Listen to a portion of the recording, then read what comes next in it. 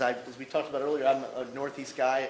I grew up with the New York Giants, and we were really far down the path of the interview process. We had met and talked about different topics, and things were really shaping up well, and it looked like it was going to be a wonderful opportunity for me and for my family. And that's when Jerry asked, he said, "We just got to make sure you are a Cowboys fan, aren't you?" And I thought, oh no.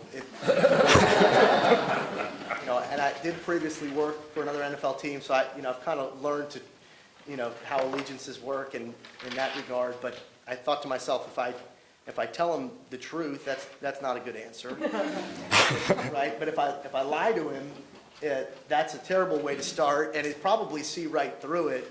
So I literally just said to him, hey, if I'm your general counsel, I'm going to be in a position where I need to tell you the truth. We need to have a really good open dialogue for me to provide that counsel. And I'm not going to sugarcoat anything. I said, I'm a huge New York Giants fan. I talked about Phil Simms and Mark Bavaro and Joe. And he said, okay, enough. He folded his arms and he sat back and he pointed just kind of next in his old office in Valley Ranch. He pointed to the Super Bowl rings, the trophies, and just reminded me that he had a few more than the Giants.